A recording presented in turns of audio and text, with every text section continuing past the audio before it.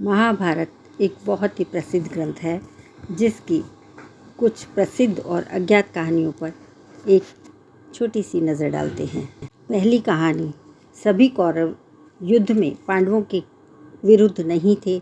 धृतराष्ट्र के दो पुत्रों में से विकर्ण और युयुत्स ने दुर्योधन के कार्यों को स्वीकार नहीं किया था और वास्तव में द्रौपदी को पासा के खेल में फंसाने का विरोध किया। महाभारत में दूसरी कहानी कर्ण के जन्म की कहानी है। कर्ण भी माता कुंतिका के पुत्र थे जिन्हें सूर्यदेव ने आशीर्वाद दिया था। उस समय कुंतिका पांडु से विवाह नहीं हुआ था, वह कुंवारी थी। इसके कारण माता कुंती को डर था कि लोग बच्चे के बारे में पूछेंगे, इसलिए उन्होंने कर्ण को एक टोकरी में रखा और गंगा नदी में बहा दिया। शिशु को बाद में अधिरथ और राधा ने पाया और उसे पाला बड़ा करा, उनका पोषण किया। कर्ण भी अर्जुन जैसा महान धनुर्धर था। कर्ण को महान दानवीर के रूप में माना जाता है, जो जन्म से ही कर्ण और कुंडल के साथ पैदा हुए थे। तीसरी कहानी में द्रौपदी का भाई वास्तव में एकलव्य का पुनर्जन्म था। मूल रूप से वासुदेव के भाई देवाश्रव, जो कृष्ण के चचेरे भाई हैं, के रूप में पैदा हुए। एकलव्य जंगल में खो गया और बाद में निषादा राजा हिरण्यधनु द्वारा लाया गया। वह रुक्मिणी के अपहरण के दौरान कृष्ण के द्वारा मारा गया था। हालांकि गुरु दक्षिणा के रूप में किए गए महान बलिदान एकलव्य का सम्मान करने के लिए श्री कृष्ण ने उन्हें आशीर्वाद दिया ताकि वह पुनर्जन्म ले सकें और द्रोण से बदला ले सके। इसलिए एकलव्य को द्रौपदी के जुड़वा धृष्टद्युम्न के रूप में पुनर्जन्म दिया गया। चौथी कहानी 5 स्वर्ण बाणों की कहानी है। कौरव महाभारत युद्ध हारने की कगार पर ही थे। दुर्योधन ने एक रात भीष्म से संपर्क किया और पांडवों के प्रति उनके स्नेह के कारण महाभारत युद्ध को अपनी पूरी ताकत से न लड़ने का आरोप लगा दिया। भीष्म बहुत नाराज हुए। उन्होंने तुरंत ही 5 सोने के तीर बनाए और उठाकर मंत्र जाप करते हुए घोषणा की कि वह कल 5 पांडवों को 5 स्वर्ण बाणों से मार देंगे। दुर्योधन को उनकी बातों पर विश्वास नहीं हुआ और उन्होंने शक किया। भीष्म से कहा कि दुर्योधन इन बाणों को रख ले और सुबह युद्ध से पहले उन्हें वापस कर दे, जिसके बाद वो पांडवों का वध कर देंगे। 5वीं कहानी, अर्जुन अपना उपहार मांगते हैं, वचन मांगते हैं। महाभारत युद्ध की उस रात की बात है जब श्री कृष्ण ने अर्जुन को अपने असंतुष्ट वरदान की याद दिलाई और दुर्योधन के पास जाने को कहा और 5 स्वर्ण बाण मांगने के लिए कहा। जब अर्जुन ने तीर के लिए पूछा, दुर्योधन चौंक गया, लेकिन क्षत्रिय होने के नाते अपने वादे से बंधे होने के कारण उन्हें उनकी बातों का सम्मान करना पड़ा और तीर देने पड़े। उन्होंने पूछा कि आपको स्वर्ण बाणों के बारे में किसने बताया, तो अर्जुन ने उत्तर दिया कि भगवान श्री कृष्ण के अलावा और कौन हो सकता है। दुर्योधन फिर भीष्म के पास गए और एक और फिर से 5 स्वर्ण बाण लगाने का अनुरोध किया। इस पर भीष्म हंसे और जवाब दिया, यह संभव नहीं है। भारत से जुड़ी छठी कहानी, शकुनी का अपनी दुष्ट योजनाओं के पीछे एक गुप्त एजेंडा था। अंधे राजा धृतराष्ट्र ने अपनी पत्नी गंधारी के पूरे परिवार को कैदियों के रूप में रखा था और उनके साथ बहुत बुरा व्यवहार किया था। जाहिर है परिवार इस व्यवहार से प्रसन्न नहीं था। राजा सुबाला, जो कि गंधारी के पिता थे, ने फैसला किया कि हर कोई अपने चुने हुए सदस्य को मजबूत करने के लिए अपने हिस्से के भोजन का त्याग करेगा, जो धृतराष्ट्र के पतन का कारण होगा। इस कार्य के लिए शकुनी सबसे छोटे और सबसे चतुर को चुना गया था। 7वीं कहानी राजा शिबी की कहानी है। राजा शिबी अपनी सत्यता के लिए पहचाने जाते थे और अपनी बात रखने के लिए भी। देवताओं, अग्नि और इंद्र ने इन गुणों का परीक्षण करने का फैसला किया। उन्होंने कबूतर और बाज का रूप धारण किया और बाज और कबूतर का पीछा करने लगा। कबूतर ने शिबी से सुरक्षा मांगी, जिसने उसे बचाने का वादा किया। गुस्से में बाज ने उन पर अपने सही भोजन से वंचित रहने का आरोप लगाया। राजा ने जवाब में अपनी भूख मिटाने के लिए अपने शरीर के मांस की पेशकश की। बाज ने कबूतर के वजन के बराबर मांस मांगा। एक संतुलन लाया गया और राजा ने अपने शरीर से मांस काटना शुरू कर दिया, लेकिन कबूतर हर टुकड़े के साथ भारी हो रहा था। अंत में राजा स्वयं अपने पूरे शरीर को अर्पित करते हुए शेष में बैठ गया। इस समय देवता अपने वास्तविक रूपों में आ गए और उन्हें कई वरदान दिए गए। देवता इस परीक्षण के साक्षी थे। उन्होंने राजा पर फूलों की वर्षा की। 8वीं कहानी गीता सार की कहानी है। महाभारत की मुख्य कहानी वास्तव में गीता सार है, जिसे भगवान श्री कृष्ण ने अर्जुन को युद्ध के मैदान के बीच में बताया। भले ही कृष्ण ने अर्जुन को युद्ध के लिए प्रेरित करने के लिए गीता का उपदेश दिया, लेकिन जीवन के हर सवाल का बहुत अच्छे रूप में गीता में वर्णन है। सभी जवाब भगवत गीता में हमें मिल जाते हैं। आज भी एक व्यक्ति जो गीता के बारे में सब कुछ पढ़ चुका है, वह जीवन के हर प्रश्न का उत्तर दे सकता है। गीता मनुष्य को यह सिखाती है कि हमें अपने कर्मों पर ध्यान केंद्रित करना चाहिए और फल को ईश्वर पे छोड़ देना चाहिए। यही संसार का अर्थ है। महाभारत की 9वीं कहानी देवव्रत और व्यास के जन्म की है। शांतनु की पत्नी गंगा के 7 पुत्रों को जन्म दिया। सभी पुत्र मृत्यु शैशवावस्था में हो गई। 8वें पुत्र देवव्रत शैशव अवस्था में जीवित रहे। उनका पालन पोषण उनकी माँ गंगा ने किया, जो उनके पति शांतनु से अलग रहती थी। देवव्रत परशुराम के गुरुकुल गए, जहाँ उन्होंने युद्ध, प्रशासन, साहित्य और राजनीति पर ज्ञान प्राप्त किया। मत्स्यगंधा एक मछुआरे दुष्राज की बेटी थी और यमुना नदी पर नाव चलाने वाले के रूप में कार्य करती थी। एक बार पाराशर नामक एक भटकने वाले ऋषि अपनी नाव पर सवार हो गए और यात्रा के दौरान वह उनकी ओर आकर्षित हो गए और उसने ऋषि से एक पुत्र प्राप्त किया, जिसके बाद में उनके शरीर की गंध दूर हो गई। उसने एक मीठी गंध प्राप्त की और बाद में योजगंधा कहीं जाने लगी, जिसकी मीठी गंध 1 योजन चारों ओर फैलती हो, उसको योजगंधा कहा जाता है। यह सत्यवती के नाम से प्रसिद्ध हुई। सत्यवती और ऋषि पाराशर से जन्मा यह बच्चा जटिल रंग का, काले रंग का था और यमुना नदी पर एक द्वीप पर पैदा हुआ था। इस प्रकार उन्हें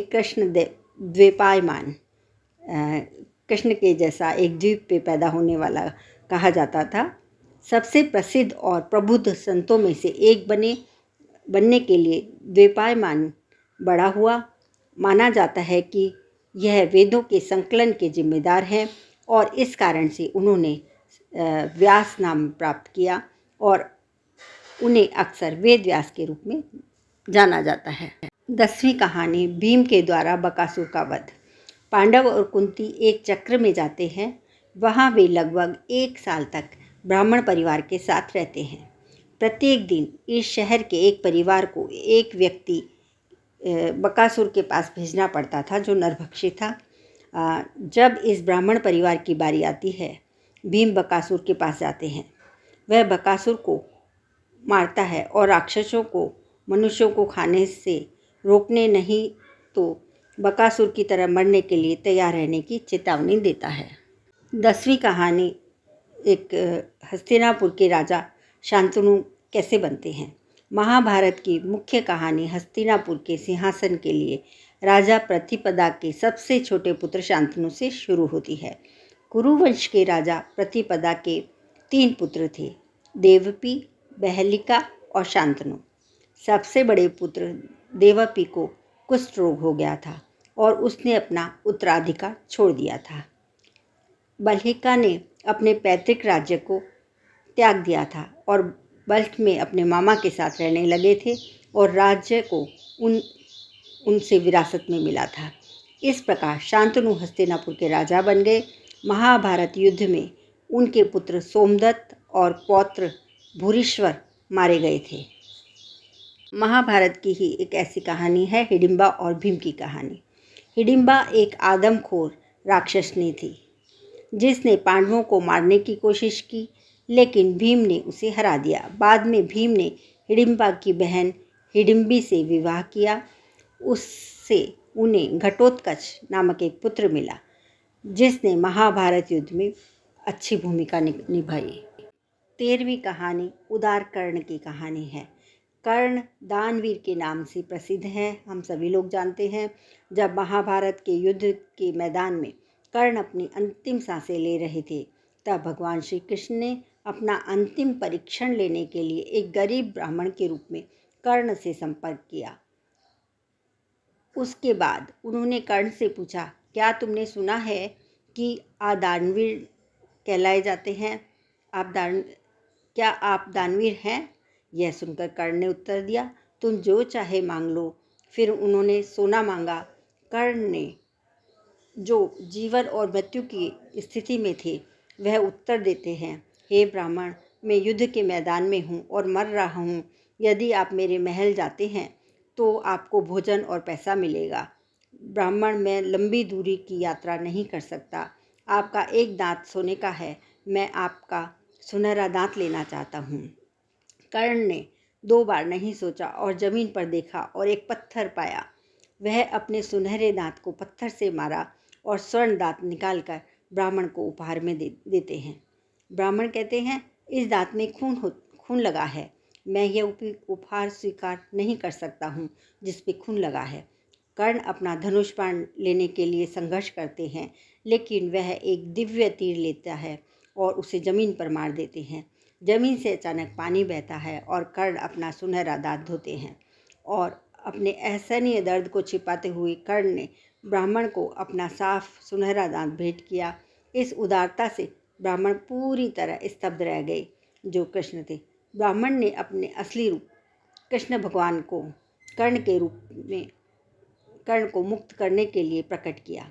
भगवान श्री कृष्ण परम भगवान इतने प्रभावित थे, कृष्ण ने अपने सत्य को विश्व रूप में कर्ण को प्रकट किया। विश्व रूपम अनंतहीन स्वर्ग, पृथ्वी और नरक है। भगवान कृष्ण कहते हैं, मैंने कभी ऐसा कुछ नहीं देखा, जो चाहो मांग लो। कर्ण युद्ध में अमरता या विजय के लिए कह सकता था। कर्ण कहते हैं, जन्म से मैं पीड़ित हूँ। मेरी माँ ने मुझे छोड़ दिया, मेरे शिक्षक गुरु ने मुझे श्राप दिया। मुझे समाज और जिस महिला से प्यार था उससे अपमानित होना पड़ा। हे भगवान, कृपया मुझे माया से मुक्त करें। अब 14वीं कहानी अभिमन्यु के चक्रव्यूह की है। अभिमन्यु धनुर्धर अर्जुन के पुत्र था और भगवान श्री कृष्ण का भतीजा। महाभारत के अनुसार जब अभिमन्यु अपनी माता के गर्भ में थे, तब उन्होंने अपने पिता अर्जुन से चक्रव्यूह को तोड़ना सीखा। अभिमन्यु बहुत शक्तिशाली और निडर योद्धा था। अभिमन्यु ने 12 दिनों तक निर्भय होकर युद्ध किया और 13 दिनों पर द्रोणाचार्य द्वारा निर्मित चक्रव्यूह को अभिमन्यु ने तोड़ दिया और काफ़ी हद तक कौरव सेना का विनाश कर दिया। लेकिन जब उनकी माँ के पेट में अभिमन्यु ने चक्रव्यूह को तोड़ने के बारे में सुना था, उन्हें पता नहीं था कि चक्रव्यूह से कैसे निकला जाए। इसलिए अंत में कौरवों के चक्रव्यूह के अंदर अभिमन्यु को घेर लिया गया और उन्हें समाप्त कर दिया गया। 15वीं कहानी महाभारत में गुरु दक्षिणा, एकलव्य की गुरु दक्षिणा की कहानी है। एकलव्य एक आदिवासी लड़का था जो गुरु द्रोणाचार्य से धनुर्विद्या सीखना चाहता था, लेकिन एकलव्य के आदिवासी होने के कारण गुरु द्रोणाचार्य ने धनुर्विद्या सिखाने से इनकार किया। लेकिन एकलव्य किसी भी तरह तीरंदाजी सीखना चाहता था, इसलिए द्रोणाचार्य की प्रेरणा के रूप में एक मिट्टी की मूर्ति स्थापित की और दूर से गुरु द्रोणाचार्य को देखकर तीरंदाजी सीखना शुरू कर दिया। बाद में एकलव्य अर्जुन से भी बेहतर धनुर्धर बन गया। जब गुरु द्रोणाचार्य को इसके बारे में पता चला तो उन्होंने गुरु दक्षिणा के रूप में एकलव्य के अंगूठे को काटने के लिए कहा। एकलव्य इतना महान था कि यह जानकर भी कि अंगूठा काटने से वह जीवन में धनुष का उपयोग नहीं कर पाएगा, उसने गुरु दक्षिणा के रूप में अपने अंगूठे को काट दिया। 5वीं कहानी है पक्षी की आँख और अर्जुन की कहानी। एक बार हमेशा अर्जुन का पक्ष लेने के कारण द्रोणाचार्य पर कौरव दुर्योधन ने सवाल उठाया। द्रोणाचार्य ने तब दुर्योधन के प्रश्न का उत्तर देने के लिए एक परीक्षा की योजना की। द्रोणाचार्य ने एक पेड़ की शाखा पर एक लकड़ी का पक्षी रखा। पहले द्रोणाचार्य ने बड़े भाई युधिष्ठिर से पूछा, युधिष्ठिर आप पेड़ पर क्या देखते हैं? युधिष्ठिर ने उत्तर दिया, गुरुजी मैं उस लकड़ी में के पक्षी, टहनियों, पत्तियों, पेड़ और कुछ अन्य पक्षियों को देखता हूँ। तब द्रोणाचार्य ने युधिष्ठिर को निशाना बनाने से इनकार किया। इसी तरह एक एक द्रोणाचार्य ने सभी से सवाल किए, उन्होंने पेड़ पर क्या देखा। लेकिन अगर किसी को पक्षी की आँख के अलावा कुछ दिखाई देता तो गुरुजी उसे निशान लगाने से मना कर देते।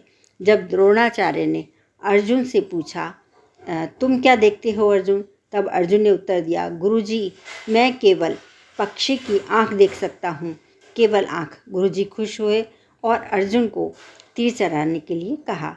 अर्जुन ने तीर चलाया और तीर सीधा लकड़ी के पक्षी की आँख में जा लगा और वह महान धनुर्धर, जो एकाग्रता से धनुर्विद्या जिन्होंने सीखी थी, महान धनुर्धर बने। अब 70वीं कहानी द्रौपदी के विवाह की कहानी है। यह भी एक अद्भुत कहानी है।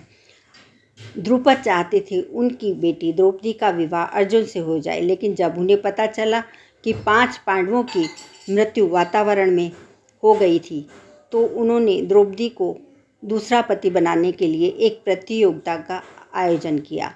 एक मछली को प्रतियोगिता में एक कुएं में छोड़ दिया गया और प्रतियोगिता के अनुसार एक दूसरे प्रतिबिंब में उस मछली को देखकर निशाना लगाना था। बहुत बड़े बड़े राजा महाराजा प्रतियोगिता में आए, लेकिन सभी इस कार्य में असफल रहे। जब कर्ण ने कोशिश करना चाहता था तो द्रौपदी ने कोशिश करने के पहले ही कर्ण से शादी करने से इनकार कर दिया और कहा, मैं एक सारथी की बेटी से शादी नहीं करूंगी।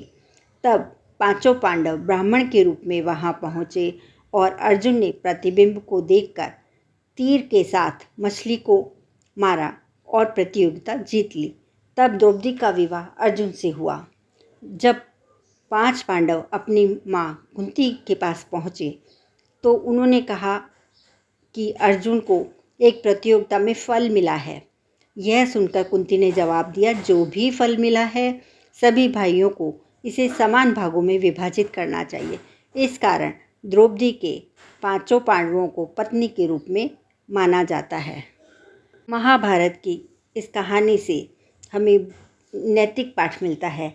हमें केंद्रित रहना चाहिए जिससे हम सफल हों। शिक्षक ही हमारा मार्गदर्शन कर सकते हैं, प्रेरित कर सकते हैं, अभ्यास को परिपूर्ण बना देते हैं। अच्छे मित्र बनाएं, बुरे दोस्तों के साथ हमारा पतन होता है। महिलाओं का सम्मान करें और यदि महिलाओं का अनादर किया जाता है तो विपदाएं आती हैं। जुए की तरह दोषों में लिप्त ना हो, नहीं तो अपना सब कुछ गंवाकर खत्म हो जाएंगे। आसानी से हार मत मानो, जो सही है उसके लिए लड़ो। सत्य हमेशा अंत में जीतता है। अधूरे ज्ञान को अपने कार्यों पर लागू ना करें, यह केवल असफलता की ओर ही ले जाता है। अपने करीबी दोस्तों और रिश्तेदारों के गलत कामों में समर्थन ना करें, यह भी आप पर मुसीबत ला सकता है। बदला न लें, प्रतिशोध सभी के लिए अंत लाता है। युद्ध कभी भी अच्छा नहीं होता, बातचीत से ही मामलों को सुलझाएं। यह महाभारत की महत्वपूर्ण कथाएं और उनकी शिक्षाएं हैं।